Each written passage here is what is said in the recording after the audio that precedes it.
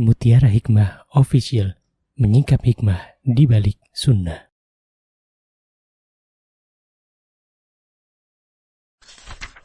Salurkan donasi terbaik Anda untuk mendukung dakwah Mutiara Hikmah Official. Mari kita ikut serta dalam pembebasan tanah wakaf untuk pembangunan Masjid Mutiara Hikmah. Bagi Anda yang ingin menyalurkan donasi, bisa melalui rekening Bank BSI di nomor rekening 2200220245 atas nama Masjid Mutiara Hikmah.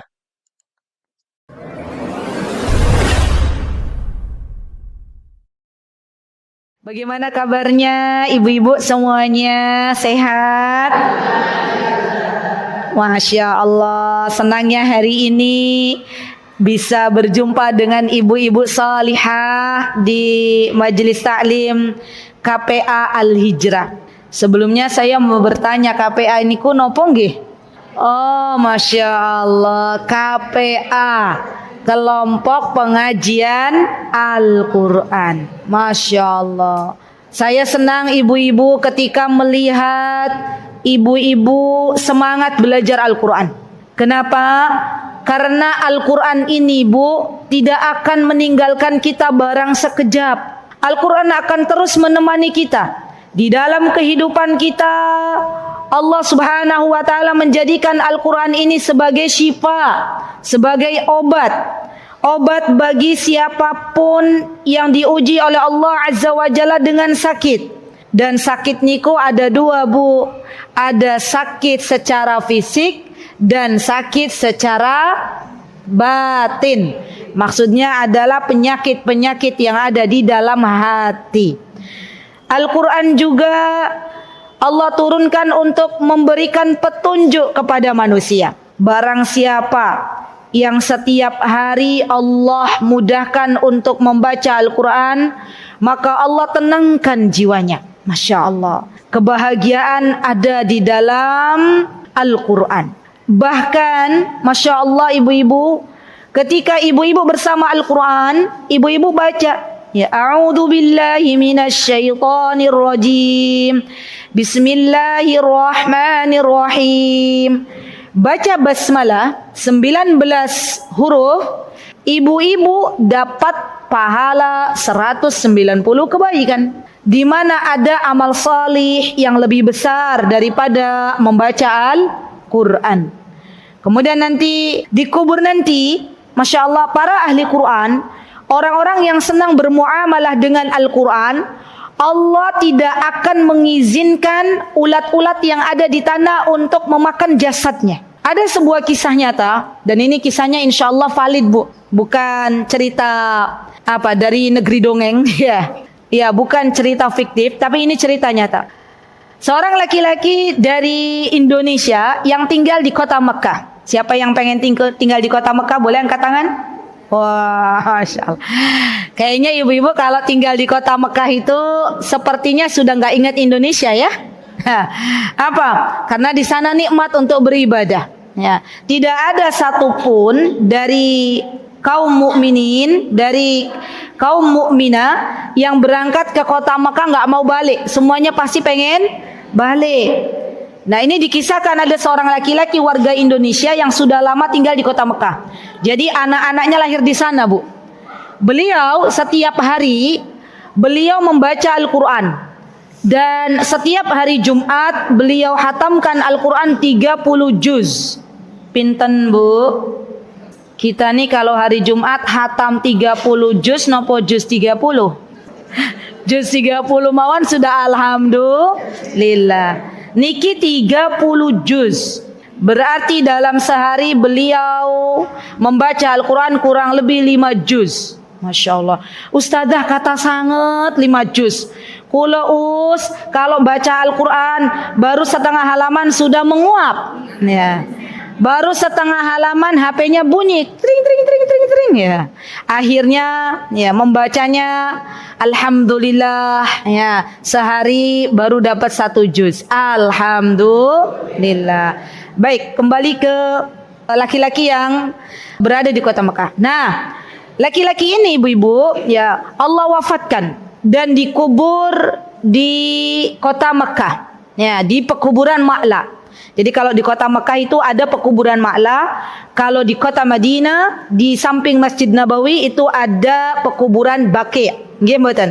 Ketika laki-laki ini sudah dikubur, karena di Mekah tempatnya terbatas, maka di sana ada aturan setiap berapa tahun sekali jenazah yang sudah menjadi tulang itu dibongkar, dijadikan satu. Orang Indonesia ini, Bu, yang kerjanya setiap hari baca Al-Quran, ketika kuburannya dibongkar, yang terjadi apa? Masya Allah, Masya Allah, jenazahnya utuh. Saya ketika mengucapkan ini merinding loh, Bu. Jenazahnya utuh. Akhirnya pihak yang awalnya akan mengambil tulang belulang, ya, tidak jadi untuk membongkar kuburan ini, sudah ditutup lagi karena jasadnya masih utuh. Penasaran, ya, petugas ini bertanya kepada keluarganya, apa amalan bapak ini? Dan diketahui ternyata amalan ya bapak ini ketika malam hari beliau menyedikitkan tidur dan memperbanyak membaca Al-Quran. Kalau kita nih, Bu, yang ada di Indonesia, malam hari menyedikitkan tidur nopo kebalikannya? Insya Allah sami mawon nopo sami betan. Sami mawon, alhamdulillah. Jadi lihat bagaimana Allah memberikan pelajaran untuk kita bagi orang-orang yang gemar membaca Al-Quran. Allah tidak mengizinkan ulat-ulat yang ada di dalam tanah untuk memakan jasad seseorang yang senang bermuamalah dengan Al-Quran, yang senang membaca Al-Quran. Masya Allah. Ya, dan itu pelajaran untuk kita semuanya. Bahkan bukan hanya dikubur, ibu-ibu. Ketika para pembaca Al-Quran yang setiap hari istiqomah untuk membaca Al-Quran dibangkitkan dari alam kubur, lihat, bayangkan, maka akan dikumpulkan semua pembaca Al-Quran dengan pembaca Al-Quran. Semua orang yang diwafatkan oleh Allah dalam keadaan umrah atau haji dikumpulkan masing-masing. Orang-orang yang di dunianya suka menuntut ilmu dikumpulkan dengan orang-orang yang menuntut ilmu. Orang-orang yang di dunianya zalim kepada orang lain akan dikumpulkan bersama orang-orang yang zalim. Maka kita ketika dibangkitkan dari kubur, kita akan dikelompok-kelompokkan oleh Allah Subhanahu wa Ta'ala. Dan orang-orang yang di dunianya mereka bersama Al-Quran, mereka akan bersama teman-temannya yang sering membaca Al-Quran.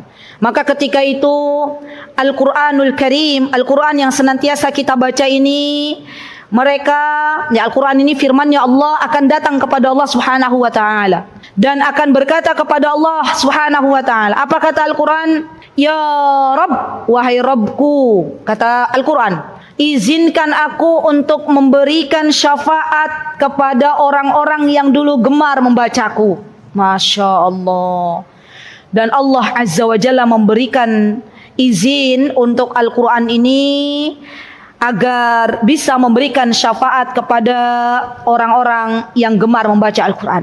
Maka dibukakan pintu surga oleh Allah Subhanahu wa Ta'ala dan dipersilakan bagi orang-orang yang gemar membaca Al-Quran, yang gemar mentadabburi Al-Quran dan gemar mengamalkan Al-Quran untuk memasuki surganya Allah Subhanahu wa Ta'ala. Semoga Allah Subhanahu wa Ta'ala menjadikan kita semua yang hadir hari ini, Allah jadikan calon-calon penghuni surganya Allah yang kelak mendapatkan syafaat dari Al-Quran atas izin Allah Subhanahu wa Ta'ala. Amin. Allahumma amin. Jadi semangat ya, Bu, belajar Al-Qurannya, karena Al-Quran ini adalah firman-Nya Allah Subhanahu wa Ta'ala yang banyak sekali memberikan manfaat untuk kita.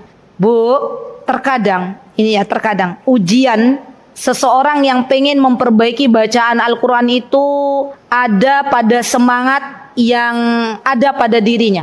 Saya walillahilham diberikan kesempatan Allah untuk banyak bertemu dengan para jamaah.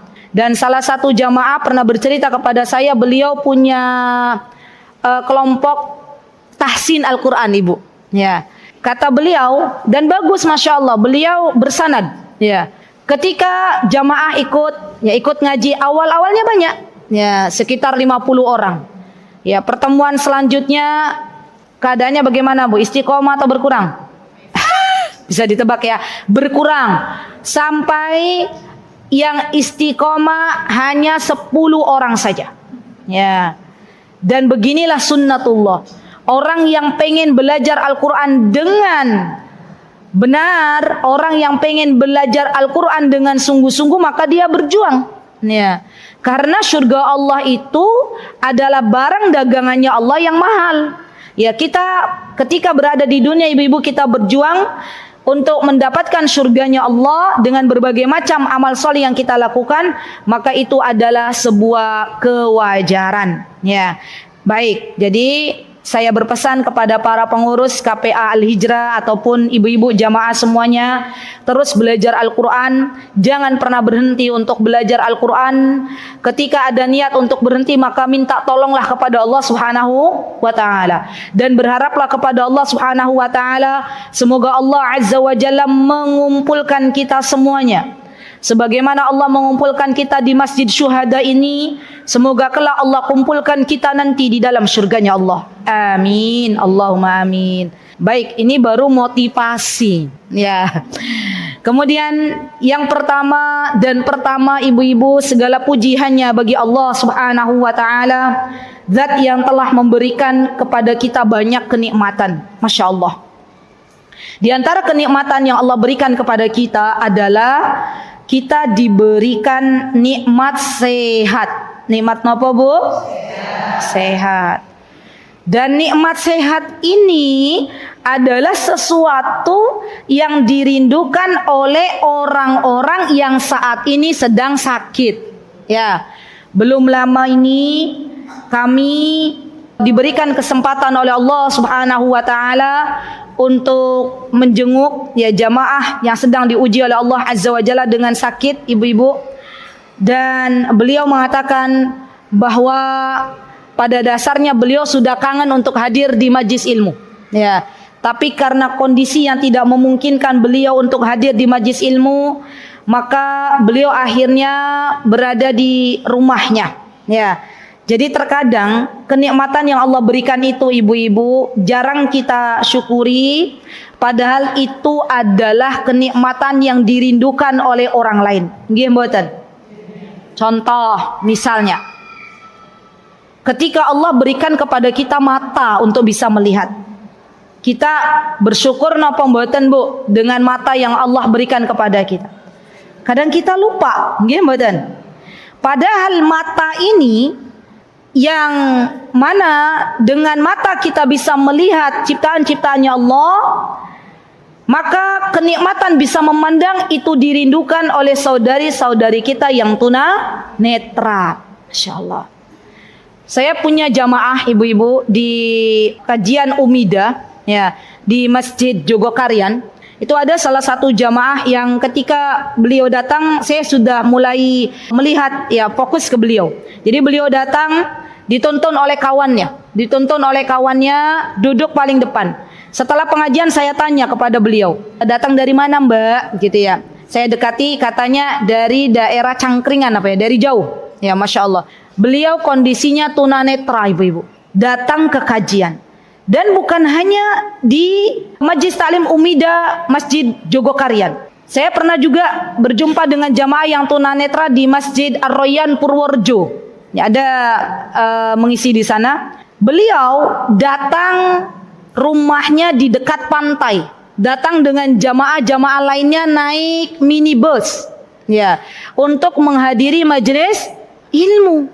Dan beliau berkata kepada saya, Ustazah, mohon saya didoakan ya Us, agar Allah menerima amal ibadahku. Lihat, orang tunanetra berharap agar amalan yang beliau lakukan selama ini diterima di sisi Allah Subhanahu wa Ta'ala. Di manakah kita selama ini, ibu-ibu, untuk bisa bersyukur kepada Allah Azza wa Jalla yang telah memberikan kepada kita mata untuk bisa melihat, yang telah memberikan kita telinga untuk bisa mendengar, dan Allah telah memberikan kepada kita lisan untuk bisa berkata-kata.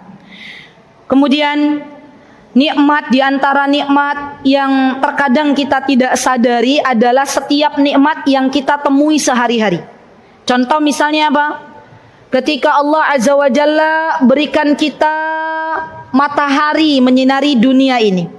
Kan setiap pagi di Indonesia matahari bersinar napa boten? Bersinar. Karena setiap hari nikmat itu muncul, maka kita jarang sadari. Kita lihat matahari, sudah itu menjadi hal biasa. Toh matahari masih terbitnya dari timur. Kapan manusia menjadikan sesuatu luar biasa? Ketika matahari terbit dari barat, ya, itu tandanya kiamat.